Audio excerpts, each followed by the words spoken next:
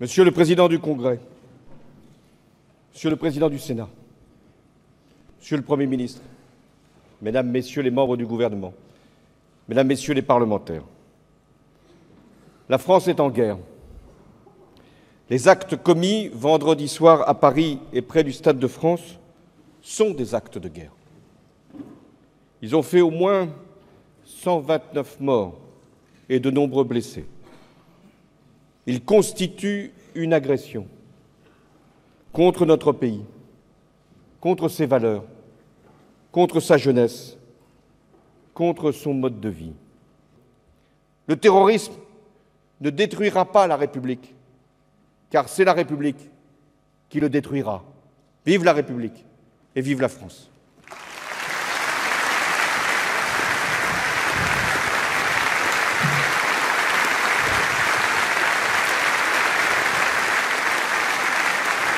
Est arrivé contre nous de la tyrannie, l'étendard sanglant élevé, l'étendard sanglant élevé.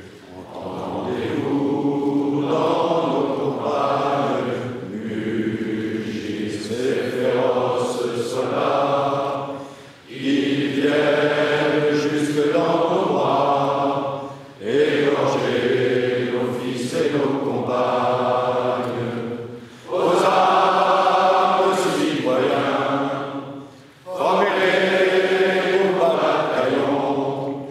Marchons, marchons, qu'un sang impur abreuve nos sillons.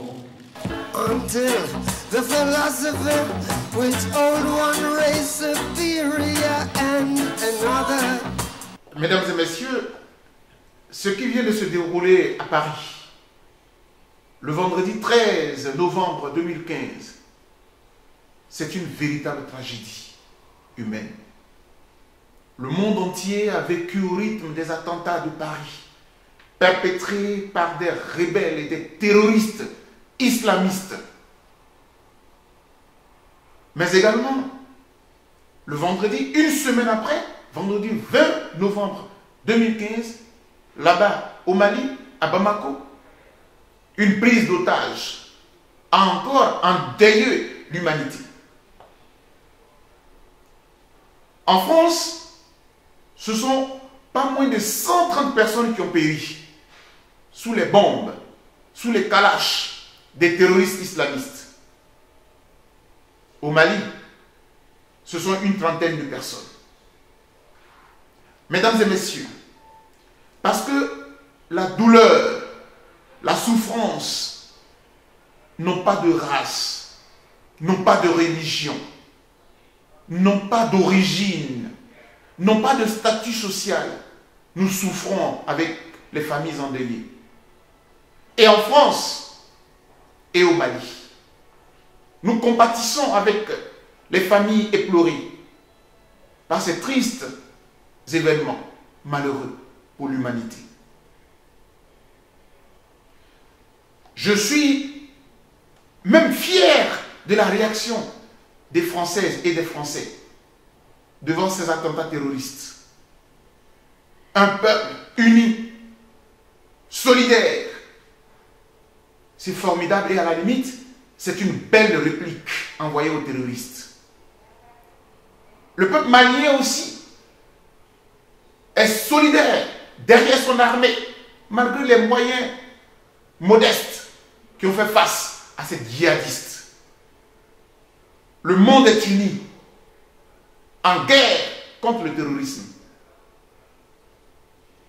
Oui, je me sens français de ce point de vue-là, quoique africain, quoique ivoirien, mais je me sens aussi malien. Mais pas que cela. Je suis malien parce que le Mali souffre. Mais je suis aussi tunisien parce que la Tunisie a souffert du terrorisme. Mais je suis tous les jours nigérian parce que le peuple nigérian souffre des bombes de Boko Haram, sans que personne ne vienne au secours de ce peuple-là. Et je voudrais aller plus loin.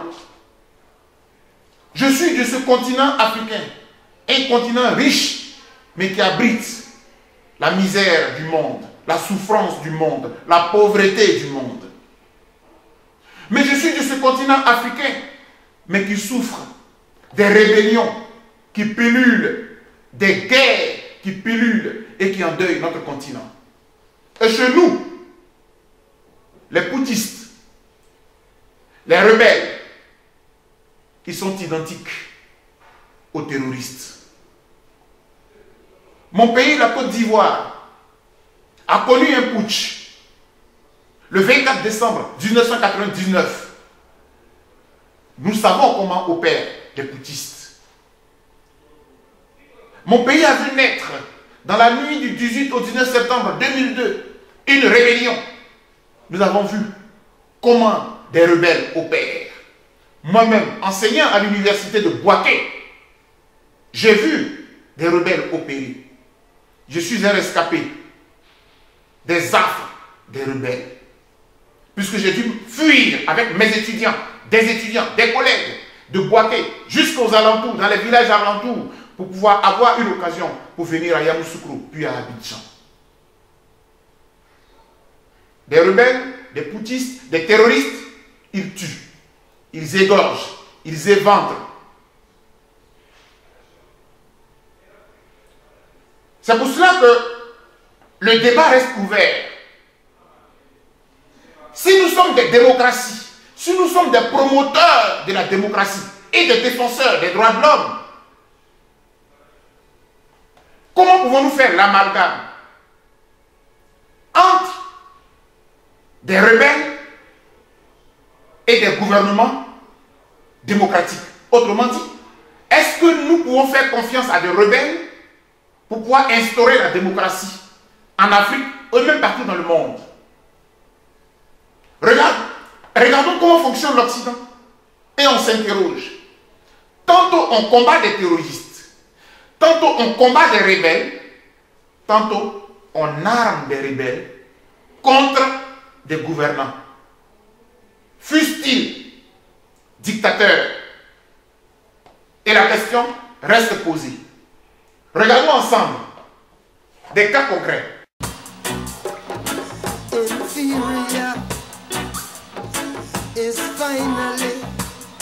Très bien. Alors, comment on peut bien se rendre compte? D'abord, en 2003, c'est Bush, le président Bush, qui décide d'envahir l'Irak sans l'autorisation de l'ONU, en prétextant que Saddam Hussein disposait d'une bombe de destruction massive, ce qui se révélera faux par après. Mais le mal est fait. L'Irak détruit aujourd'hui, on en paye les conséquences. Il n'y a pas que cela. Quelque temps après, Bachar al-Assad, le président syrien, si mal aimé, si combattu aujourd'hui par l'Occident, notamment la France et les États-Unis, mais il était là, sur le tapis rouge de l'Élysée. Qu'est-ce qui s'est passé entre-temps?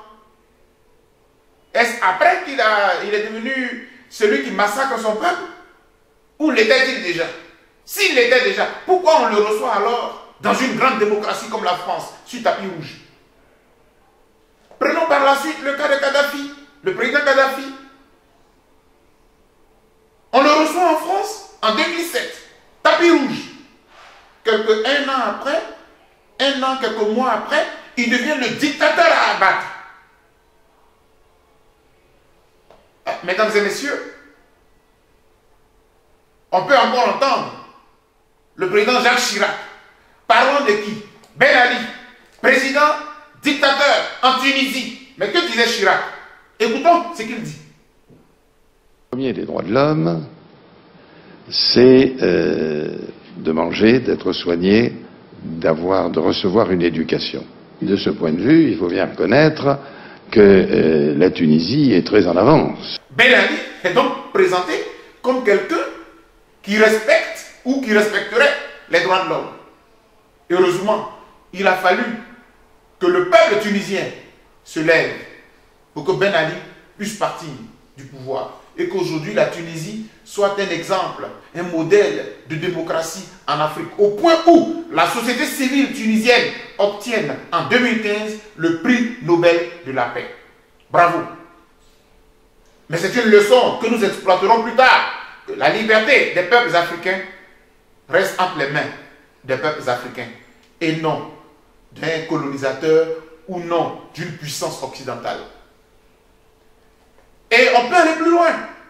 Barack Obama qui reçoit à la Maison Blanche des présidents africains qui ont mal avec la démocratie. La liste est là, vous les voyez? Voilà. Depuis Wade qui va tripatouiller la Constitution pour vouloir faire un troisième mandat contre le peuple sénégalais. Vous allez prendre le cas de Blaise Compaoré, qui avait déjà plus de 25 ans de pouvoir, 27 précisément, et qui tente de manipuler la Constitution. Mais là, aux États-Unis, on le reçoit à la Maison Blanche. Paul Biya, du Cameroun, plus de 30 ans de pouvoir. Là, il n'est pas dictateur. On le reçoit à la Maison Blanche. Kagame, président du Rwanda. Aujourd'hui, il vient de tripatouiller la Constitution pour s'imposer, pour devenir président à vie. Etc. etc. Mesdames et messieurs, il faut qu'on se pose la question. D'abord, qui est habilité à décréter qu'un président est dictateur ou il ne l'est pas? Est-ce que c'est l'Occident ou alors est-ce que ce sont les peuples eux-mêmes qui subissent ce dictateur-là? La question reste fondamentale. Parce que très souvent, c'est l'Occident qui décrète, depuis l'Élysée, depuis la Maison Blanche, un tel est dictateur, il faut l'abattre. Et au fond, quand on regarde, c'est parce que cette personne-là, les intérêts des puissances ne sont plus respectés, ne sont plus préservés. Alors, on change de manteau. Sinon, quand vous faites l'affaire de l'Occident, vous demeurez au pouvoir pendant 20 ans, pendant 30 ans, vous n'êtes pas dictateur, vous n'êtes pas inquiété. Et la question de fond, la question finale, c'est de dire, lorsqu'il est avéré qu'un président est dictateur, qu'un président massacre son peuple, qu'est-ce qu'on fait? Quelle est la solution pour que ce président-là quitte le pouvoir?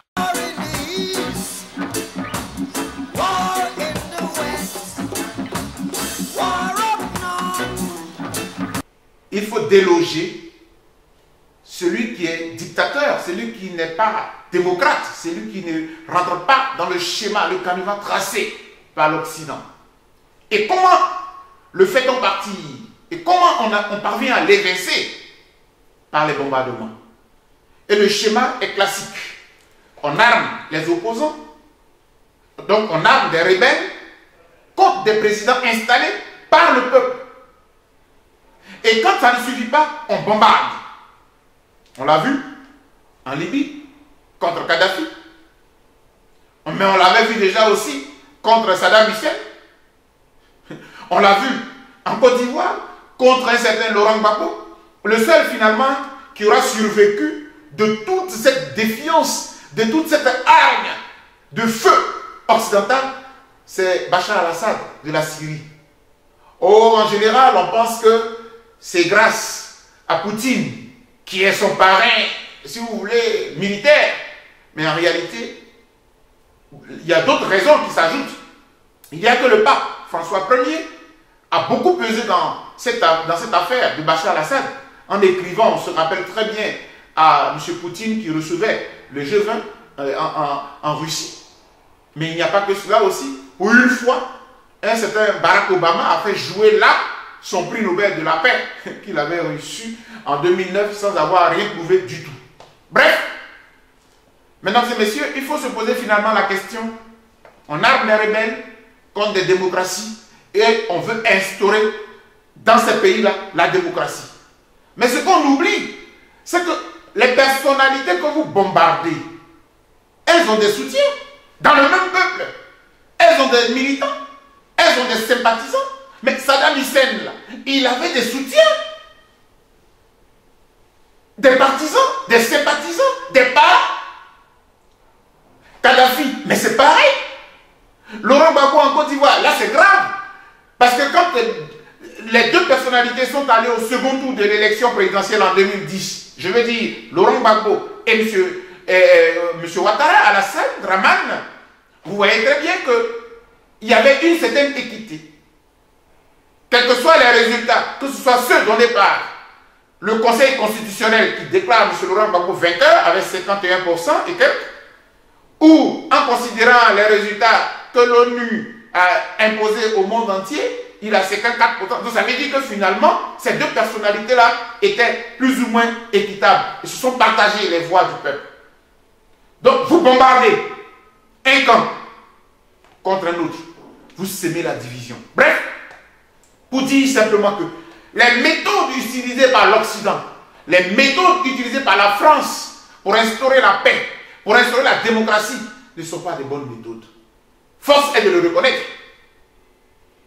Et c'est pour cela que lorsque François Hollande a reçu le prix UNESCO pour la recherche de la paix, le prix Félix Houphouët-Boigny, cela dit, et récemment, je crois en 2013, nous n'étions pas tout à fait d'accord. Parce que ce n'est pas parce qu'il est allé bombarder les djihadistes au Mali qui, enfin d'après lui, parce qu'il a libéré le Mali en bombardant les djihadistes, qu'on lui donnerait un prix pour la paix. Le Mali continue de souffrir des djihadistes. Cela veut dire que la solution n'est pas efficace. L'invite que nous faisons en tant que militants des droits de l'homme, en tant que membres de la FIDOC, responsable de la FIDOC, il faut que nous revoyions les mécanismes de résolution des conflits dans le monde. Parce qu'en réalité, si nous résolvons les conflits dans le monde par le dialogue, par la paix, parce qu'en réalité il s'agit d'idéologie.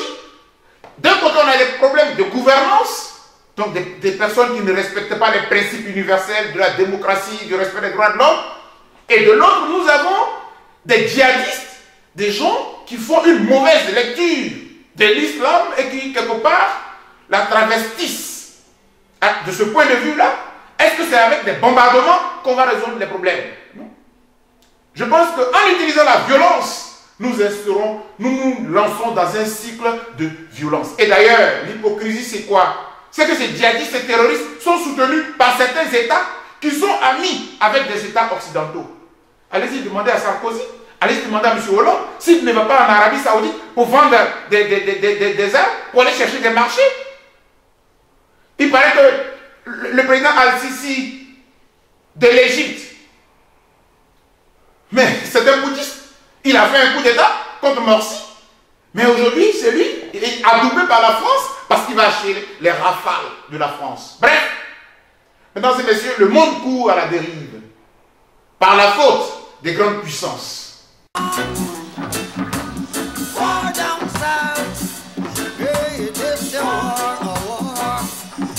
En terminant cette réflexion, bien triste et douloureuse en même temps compte tenu du contexte, je voudrais, mesdames et messieurs, terminer par le cas spécifique de la Côte d'Ivoire. L'intervention française en Côte d'Ivoire, mon pays. La France, cette démocratie-là, sous la houlette de Sarkozy, Nicolas, a soutenu les rebelles dans mon pays. A endeuillé mon pays. Mais pire, la France a ouvert le feu avec la licorne, cette armée française-là, sur la résidence présidentielle. La France a combattu avec les rebelles contre des Ivoiriens. Et on peut faire le bilan. En 2004, sur l'esplanade de l'hôtel Ivoire, la France bombarde. Elle bombarde des Ivoiriens venus manifester pour soutenir le président Laurent Gbagbo. On est en 2004. Ce n'est même pas une année électorale. En 2004, les jeunes patriotes au menu manifestent. Bombardement français. Quel jour la France va rendre compte aux Africains et particulièrement à la Côte d'Ivoire? Non, c'est une puissance. Elle est intouchable. De la même manière que hier, en tant que militant des droits de l'homme, Amnesty International, tout le monde, on demandait que Bush soit traduit devant les tribunaux internationaux pour répondre à l'invasion de l'Irak. Jamais cela ne se fera parce qu'il a été président d'une grande puissance. La France ne rendra jamais compte d'avoir bombardé en 2004, en novembre 2004, d'avoir tiré sur des populations ivoiriennes. Jamais. Et les exemples sont multiples. Tirer sur les aéronefs, l'aviation militaire ivoirienne, bombardée. Et puis la résidence présidentielle, etc., etc. Ces rebelles-là,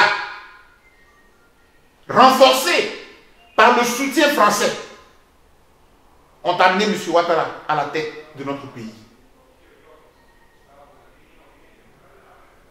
En capturant le président Laurent Gbagbo le 11 avril 2011 et en installant M. Ouattara. Oh, vous me direz, oui, M. Ouattara avait gagné l'élection et tout ça. Le débat, je pense qu'on va le mettre pour le moment dans les placards. Parce que tout le monde sait que le Nord a été bouclé par les mêmes rebelles. Même les représentants de M. Laurent Gbagbo qui sont allés surveiller l'élection là-bas ont été violentés, brutalisés, des femmes violées. Le monde entier le sait. Le monde entier se tait. Et ces rebelles-là, ils sont advenus au pouvoir avec M. Alassane Dramane Ouattara aujourd'hui. Imaginez la suite. Une partie de la population, l'autre partie de la population va être massacrée par ces rebelles-là. Le président de l'Assemblée nationale, c'est le chef de la rébellion. Le chef d'état-major, c'est le chef d'état-major des rebelles qui est devenu le chef d'état-major de toute l'armée. Donc tous les officiers supérieurs qui ont combattu les rebelles, parce que les rebelles ont gagné la guerre, grâce à la France, grâce à l'ONU, ils sont aujourd'hui au pouvoir. Le président du Conseil constitutionnel de mon pays, une institution juridique. Attendez, c'est le secrétaire général de la rébellion qui est à la tête. Le résultat, on le connaît. M. Ouattara sera candidat, dérivé, dans une expression qui sort de partout, d'une rébellion, sauf du droit. Il est à la tête du pays. Et là, il fait une élection, vous l'avez vu, hein, le 25 octobre dernier, un score à la soviétique. Ça n'émeut personne. Et le jour où vous allez entendre qu'il y a eu embrasement en Côte d'Ivoire, vous allez venir en pompier. Pourtant, c'est vous qui encouragez les divisions internes au sein des peuples. Je voudrais terminer par dire que les rebelles reconfortés dans mon pays, ils ne changent pas. À commencer par leur chef déclaré, M. Soro Guillaume.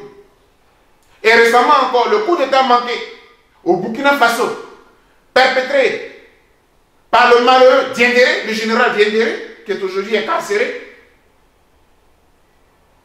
M. Soro Guillaume a des comptes à rendre, et aux Burkinabés, et aux Ivoiriens, mais à la communauté internationale, parce qu'il est cité dans cette affaire. Écoutez les bandes audio qui circulent. Je vous ai expliqué, ça ne peut pas marcher. Diendéré qui est un vaurien, il n'y a personne là-bas.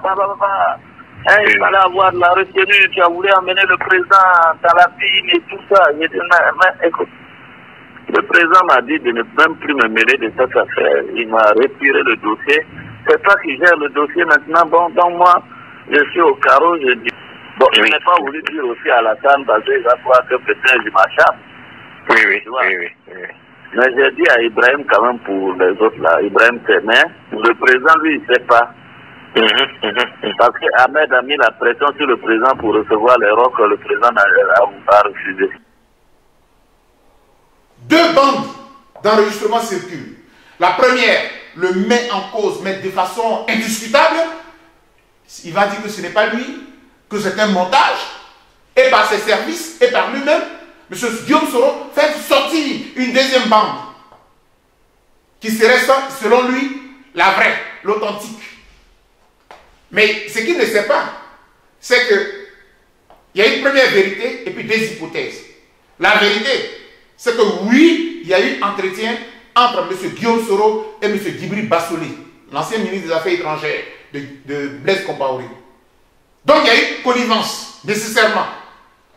La première hypothèse, c'est que soit la bande qui le met en cause, où il parle des assassinats du ministre Tagro ou de IB, du sergent-chef Ibrahim Koulibaly, etc., soit cette bande-là a exagéré, elle n'est pas vraie, mais en réalité, elle est partie de la petite causerie entre Djibril Bassolé et M. Guillaume Soro, et puis on a amplifié les faits.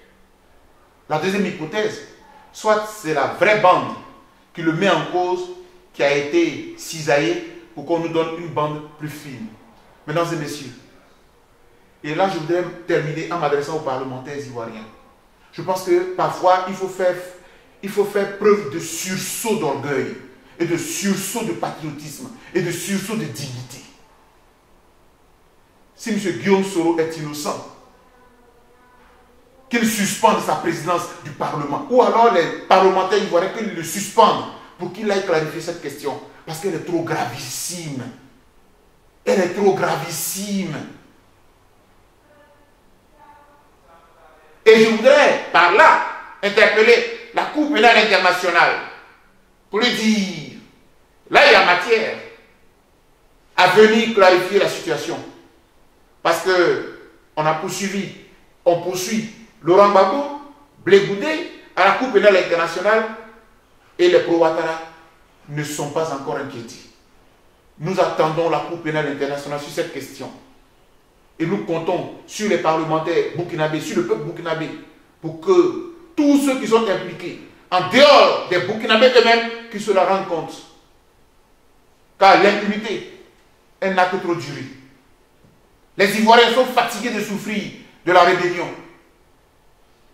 de M. Ouattara, de Soro Guillaume, de tous ces rebelles qui sont aujourd'hui à la tête de notre pays. Mesdames et messieurs, je m'en vais conclure cet entretien. La France souffre. Le Mali souffre. Mais l'Afrique souffre tous les jours. Et les douleurs sont identiques. Et les souffrances sont identiques. Rêvons ensemble d'un monde pacifique, pacifié. Battons-nous pour que ce monde soit sans violence, sans haine, sans djihadistes, sans terroristes, sans rebelles. Battons-nous pour que nous vivions dans un monde où les droits de l'homme soient la donnée suprême de l'existence. Je voudrais encore une fois réitérer toute la compassion de la FIDOC à la société française, à la société malienne, mais à la société africaine en général. Et je voudrais appeler plutôt les peuples africains à se souder et à se mobiliser. Parce que la paix, elle ne tombera pas du ciel. Parce que la démocratie ne s'imposera pas par les armes. C'est nous qui devons faire notre processus pour y parvenir. Le respect des droits de l'homme ne sera jamais la préoccupation des dirigeants. C'est à nous les peuples de nous mobiliser. Et les sociétés africaines, les sociétés civiles africaines doivent se mobiliser. Parce que nous avons le continent le plus riche aujourd'hui. Nous avons le continent le plus riche en culture, en hommes, en sous-sol, en tout. Et pourtant, dans toute l'Europe et aux États-Unis, ce sont les peuples africains qui souffrent. Regardez aujourd'hui la vague des immigrés qui meurent dans la mer, etc., etc. Je sais que le contexte est douloureux, mais c'est de là qu'il faut planter les grandes réflexions. Et je suis heureux de ce que la France, même dans la douleur, discute, dialogue, les contradictions se créent, parce qu'on ne voit pas les choses de la même façon. Sémons la paix partout, et le monde sera paisible partout. Particulièrement en Afrique, nous en avons besoin. Et cela dépend de chacun de nous. Merci.